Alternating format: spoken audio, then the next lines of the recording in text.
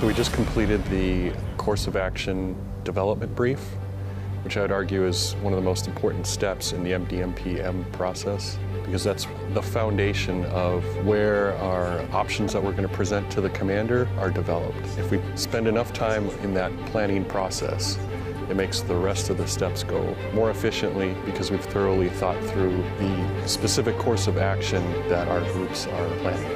That's the beauty of MDMP, is everything has a step. And so we just finished the COA development phase, received guidance, feedback from the commander. Now we'll take that into the next step. So now we're going to do wargaming. We'll get the group together, make sure everybody's on the same page, understand what the commander's changes are, and then we're going to pit ourselves against a made-up enemy and see how our plan unfolds.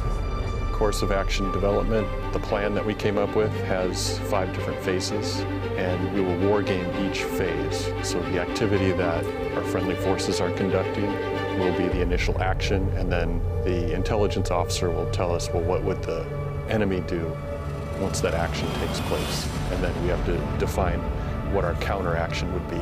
It proved to be really beneficial. When we're planning as U.S. forces, we tend to have a myopic vision. I mean, we only know one way, but it's been pretty insightful to have our counterparts inject and tell us, hey, this is how we would approach that, or these are the capabilities that you should be aware of. So it's added another dynamic to the planning process. It's also given us the opportunity to plan together. It's said that plans are nothing, but the act of planning is everything. Take this to a real-world scenario, the fact that we have gone through the trenches of planning together. If something goes sideways and the plan doesn't execute like we expected it to, the fact that we have gone through all of that process together, we're well synchronized to be able to react and carry things out in the real world.